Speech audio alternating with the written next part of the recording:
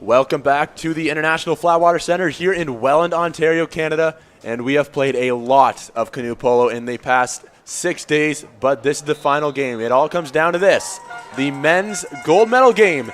It is between Germany and Italy. Italy, the reigning champions. Germany, they look to become first-time champions. Germany has never won in the men's section of the World Canoe Polo Championships. They won everywhere else. We saw them just win the women's. We saw them win the under-21 women's. We saw them get second place or third place, I should say, in under-21 men's, but never men's canoe polo champions.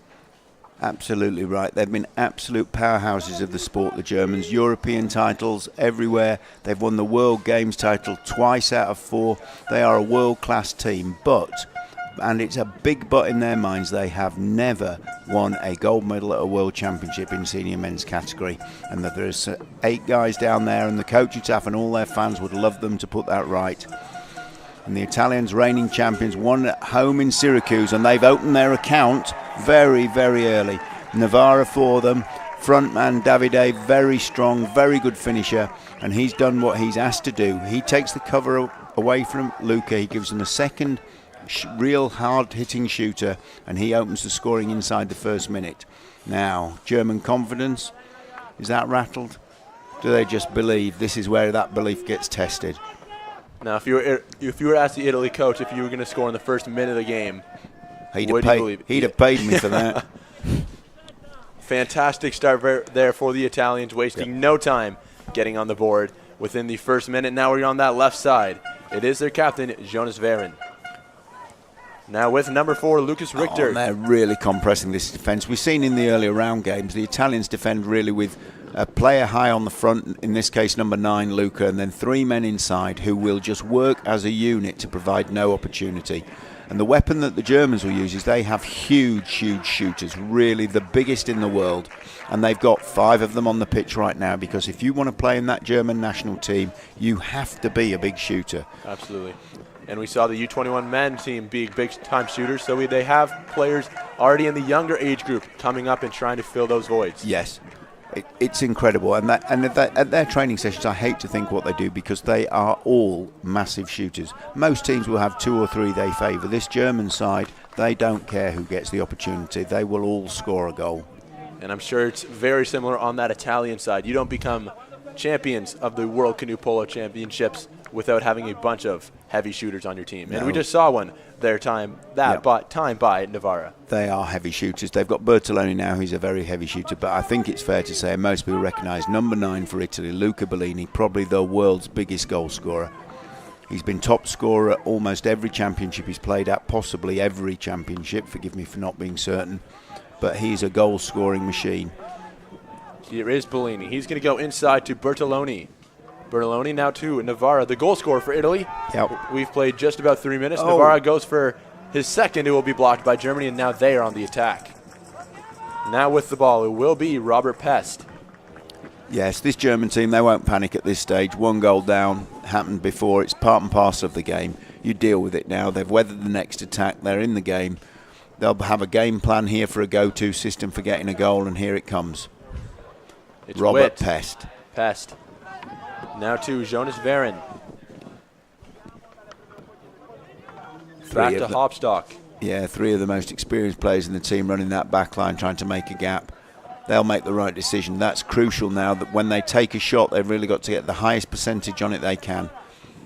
They'll be okay with the Italians making a few saves, but they'll get impatient, and crashing shot, as I say.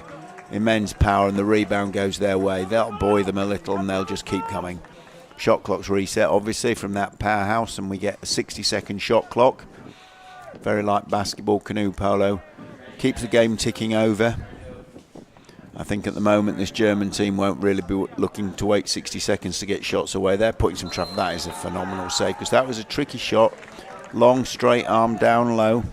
Andrea Romano, the goalkeeper for Italy, getting that paddle on it, and it will be a German corner after the great shot that time by Marco Hopstock. Now with it, Dennis Witt for Germany.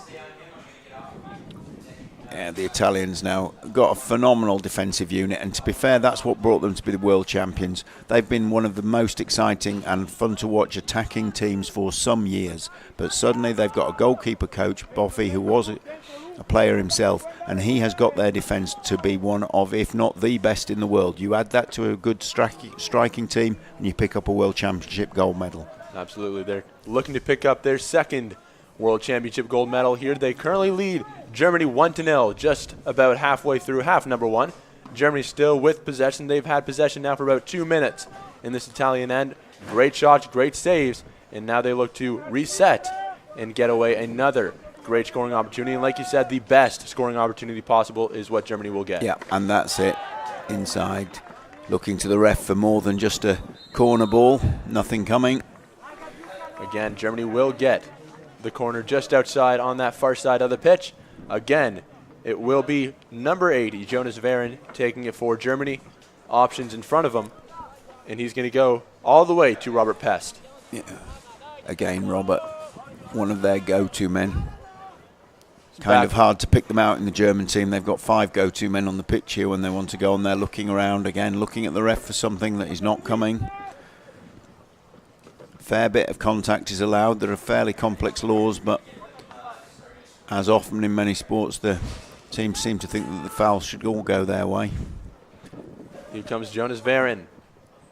Veron into that Italian end. Driving, but just no real gap there. You can see you've got men in there from the German side trying to drive these Italians out of the way, and physically the Germans are bigger, but the fitness and strength of this Italian side means they can just hold things tight, and that is what they do so well. That is what they are relying on now to bring them over the line and get another gold medal. Oh, Luca Bellini. Jonas Veron off the frame of the goal. That would have tied the game up. Italy still lead 1-0. 3 minutes, 40 seconds left to go in half number one. Up the pitch now, Eduardo Corvea. I don't know if you saw, Bellini was gone there before the shot had even been taken, just chancing that his defence would bring it down. If they had brought it down to hand, that would have been a goal on the break. That's how he reads the game, and that's how he's prepared to take a chance, and that's how he gets so many goals. Navarra, back to Corvea. Corvea at the top, going into that German defence. He's now going to go to Bellini. Yeah, 30 seconds off the clock already, of course. Italy with the lead. Shot clock really is their friend. They'll run it down, take a little off the game clock, and then look to work one play. That's been their style of play. They count on some accuracy there. They're quite happy to take the first 20 seconds of the minute, even just to talk through the play. Quite unusual in that respect. And there's Bellini. He's looking outside, and of course he fakes it. Everyone thinks he's going to shoot, and he passes it inside. That mixing up can catch teams out big time.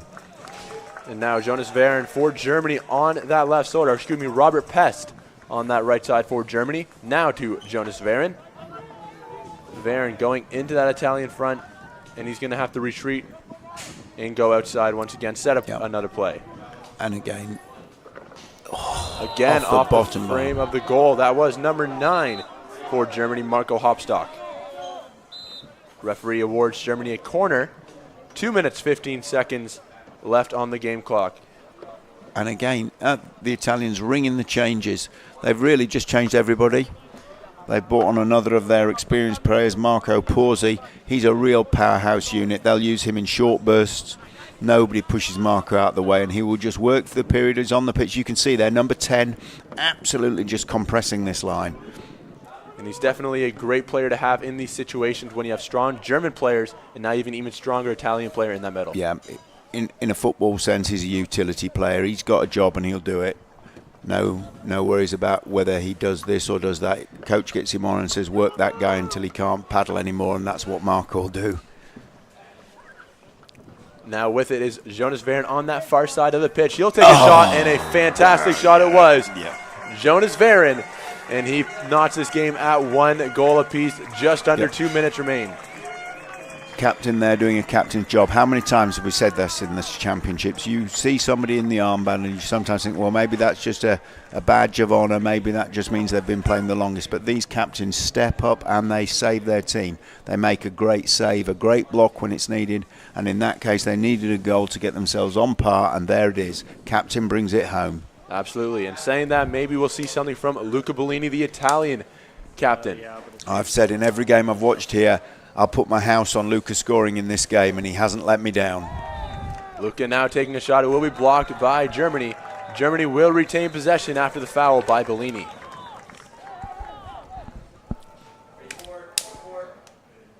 No, this is going the Italian way. They're dropping Robert Pest into goal. Luca's complaining, not unusually, about something. Now then, what's happening here?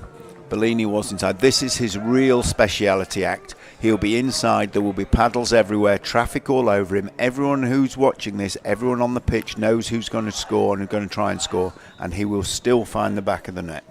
And that is really a skill to have. Not players have that trait. Especially when the defenders know, and these are the best defenders in the world, know what you're going to do. As you see, 5 paddles there in front of Bellini and just off the paddle of Pest. Germany retains possession, and they look to build on their final, or their last goal, I should say. 1-1 the score. Just about a minute left to go in half number 1, the men's final of Canoe Polo. And the Italian team substituting a goalkeeper on. They can't afford to not have a speciality goalkeeper on against this team. And if the Germans had realised, all of these German guys, if they're anywhere in the half court, they'll take it in the open goal while they're substituting. There's a real battle going on down here. There's some hard work getting done. Jonas Varon getting contact against him, and it will be a green card shown. It looks like to number 9, Bellini. Yes, looks like it. And again, the players all working hard and then forcing the referees to work pretty hard too. Coming back on for Italy, it is Marco Porzo. Yeah, he's getting some action here. The paddling skill, as I was saying, the Germans are physically bigger men, and that's obviously testing that back line. And so every now and then someone can take a rest, and we'll bring the Italians bring their own big unit on. And that is some tussle down there between Marco and Witt. Big men, big strong men. If you see them on the side, best part of 2 meters tall. Witt, big built. Marco a little shorter, but he's a cubic guy. Robert Pest with possession. Another green card, a yellow card now Who's shown. got a yellow? Oh, that's for Italy. It looks like number 3. Gianmarco. It is, you're right. Well done. Eduardo Corvia. Sent off. Still shrugging towards his own teammate. The referee still. And it will be Eduardo Corvea coming off for 2 minutes for a yellow card. Illegal use of the paddle, it looks like, was the foul referee showing the score table. And the German player was holding his face, so I'm guessing that's a bit of a firm contact, unless he was just confirming to the ref that he'd been tackled. And now this defensive line, that is the biggest defensive line, physically speaking, the Italians can put up. And they're going in there and they are going to work. They know they've got 2 minutes of hard work, and that's what they've got those people for. That's what they train for. That's what the hard hours in the winter are for. They need 2 minutes now to keep themselves right on par in this game. If they only concede 1 goal in this 2 minute period, they'll have done well. Here comes Unterfeld for Germany. Germany just above that bar. That will do it for half number 1. A very eventful first half here in World Canoe Polo Championship men's final on pitch number 1 at the Welland International Flatwater Center. We'll be back with more canoe polo action, half number 2, in just a few minutes.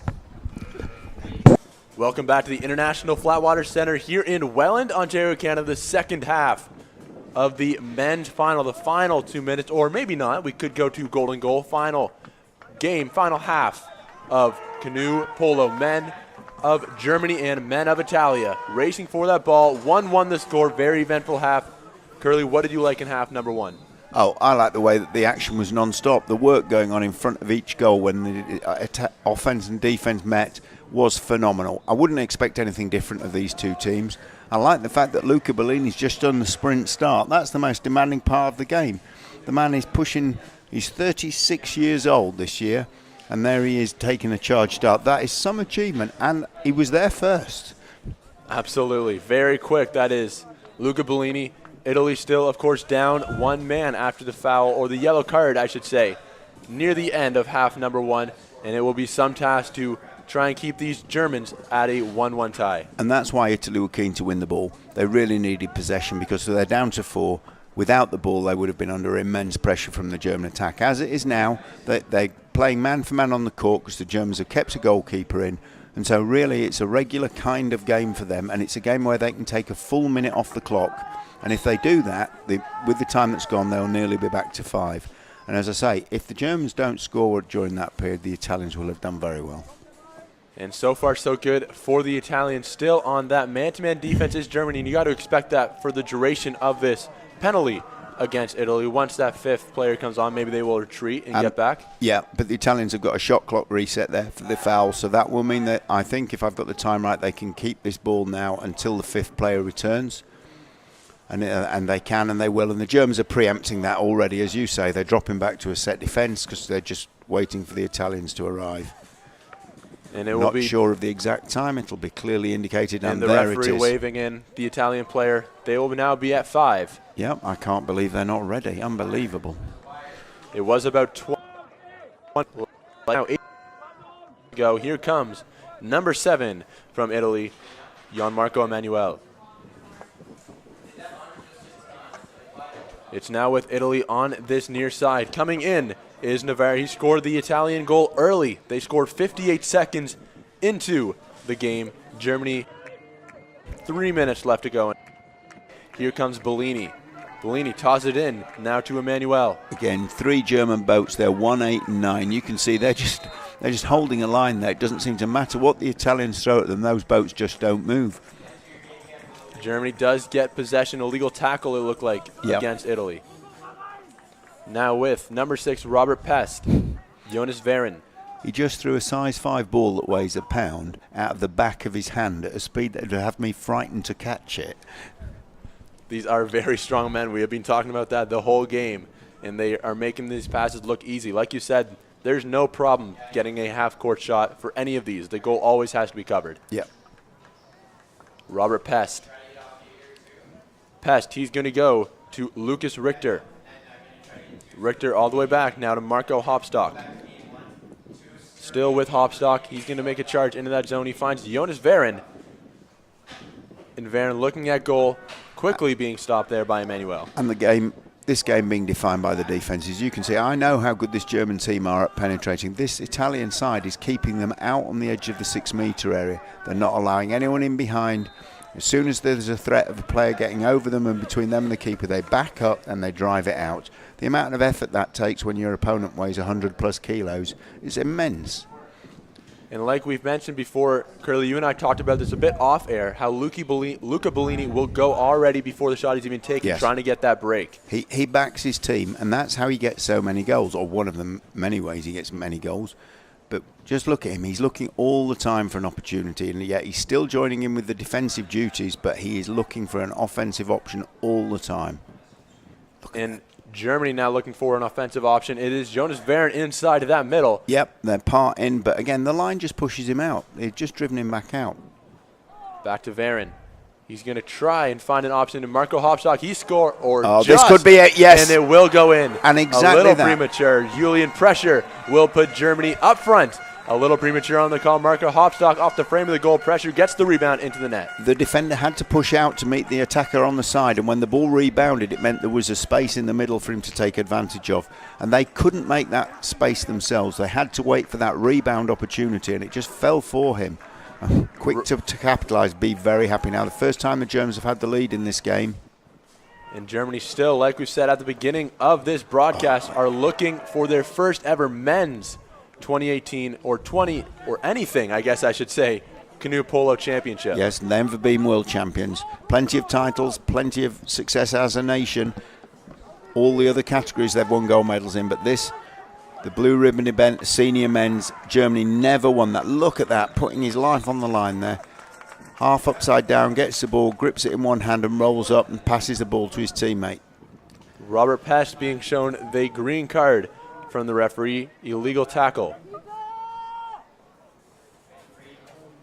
But Germany does not matter about the green cards. They're up front, 2-1, just over 5 minutes left to go in half number 2. Now, this is Robert Pest coming off on the far side and being substituted. I'm guessing that is because the Germans now expect Italy to press them man for man. And the very big men like Robert, He's useful in goal. He's great for scoring goals. But if this turns into a fast paddling contest, they want some young guns on. So on comes Lennart Unterfeld for Germany, one of the younger players on this German team, like you mentioned. Yep. Here comes Jonas Varen. Now with it, Dennis Witt. It will be interesting to see how long Italy are prepared to sit watching the Germans pass this ball around. They know that the Germans are the absolute masters of this game, and they have to press out. How long will they wait? 4 minutes 30 on the clock. They can wait a little while with one goal, but if they wait too long, that clock will just work against them. At one point, the clock was Italy's friend. They're up 1-0. Yep, Now it is their worst enemy. Yes. Shot clock reset now, so another 60 seconds. And this German team now will be thinking, if they can scrub 60 seconds off the shot clock, they will do exactly that. And this is the Italians watching them. I can see why the Germans are sitting wide and making accurate passes, but really for me, if I was the Italian coach, I'd be wanting to get involved in some action here. Just a little and here bit we go. behind Underfeld, and Italy will get that ball right away. That is a lovely steal. Well, maybe their patience has paid. They've got a great break going on here. Can they make it count before Germany gets to the goal set? And remember, Robert Pest, that all-time great goalkeeper, is not on the field of play. Jonas Varen, a great block in spot for Robert Pest, and here comes Robert Pest. Jonas Varen taking a bit of a breather, and on comes Lucas Richter. And maybe Robert just needed a rest. I might have done him a disservice because he's had a breather and he's back on, looking good. Lucas Richter past center pitch, and like we said on the last possession, Germany more than content, just passing the ball around, scrubbing off another 30 seconds on the shot clock. Absolutely. I'm truly surprised that the Italians are letting them do this. I would have thought that they would have come out to play a paddling game by now, and they will eventually, but for me, sooner rather than later. 3 minutes left in this game. Germany lead Italy 2-1 in this men's open final. Pitch number 1 at the Welland International Flatwater Center. Here comes Robert Pest. And a screen being made for him to get a shot away. Again, the ball rebounding to the halfway. Just 10 seconds left on that shot clock. Germany has to shoot soon. And here comes Unterfeld. He's going to give it to Pest. Oh, my word. He lobbed that shot because the shot clock forced him. I don't think he had any expectation that would go in the goal. The stuff that's been saved in this game, and then it's just a little lob shot drops in the back of the net. That is incredible. Oh, Robert Pest celebrating as if it's the goal of his career. And it very well could have been. And if it wins them a gold medal, it will be. Absolutely. 3-1. Germany lead after the shot by Robert Pest at the very end of the shot clock. So Germany got the goal, and they also burned 60 seconds off that shot clock. Look at that. They're celebrating there. The Germans know how big that is. That's quite incredible. The shots we've seen in the finals and the semi-finals through to here, and that's probably the softest shot we've seen today in the senior men's category. I was just about ready to say Italy's going to go on a break. I thought that would have been safe, but just over the paddle that time of Romano. Great shot by Robert Pest. Yep. Well, doesn't matter how you get them if you get them. Absolutely. Referee's having a bit of a conversation underneath that or beside that German goal. Yeah, I'm not quite sure why. Hopefully the signal will tell us. Referees going to their pockets. That's usually about cards, and that's usually trouble for someone. Referee Winter on this side, a green card. And that is adding up. Somebody who's had one green card is now getting a second, and that's going to be a yellow card penalty. That's the last, well, it's 2 minutes sending off for someone, and that's going to mean that the Italians have to deal with this. They're going to be down to 4 for all but the last 40 seconds of this game. This is going to hurt. Not sure what this conversation's about. The referee was quite clear there. It looks like number 7, that is Emmanuel, who was sent off earlier on in this game for a different offense.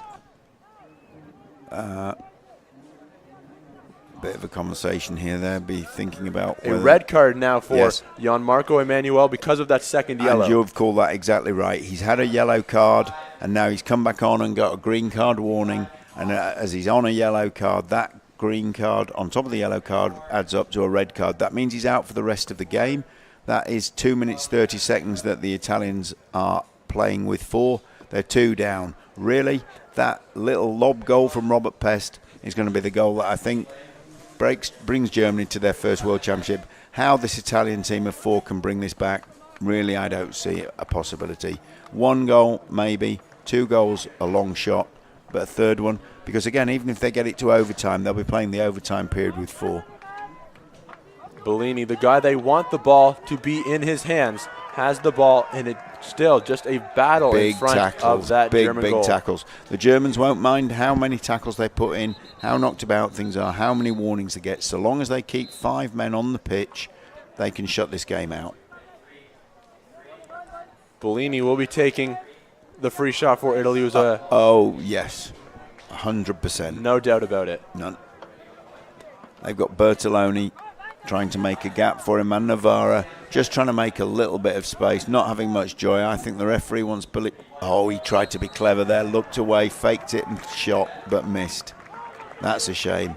This is hard for Italy. They really, I don't see how they can rescue this game. They have to try. Obviously, it's a World Championship final, but that sending off really finished it. They've got the goalkeeper in. They need to drop this down and go.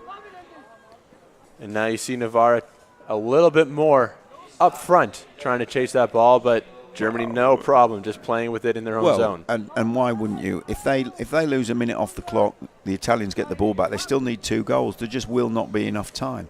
And Italy are placed in a position where the only thing they can do is chase the game. If they chase out, they're almost certainly going to concede another. Very, very difficult choices for Italy now because they know this is slipping away from them. Robert Pest, he's going to go to Marco Hopstock.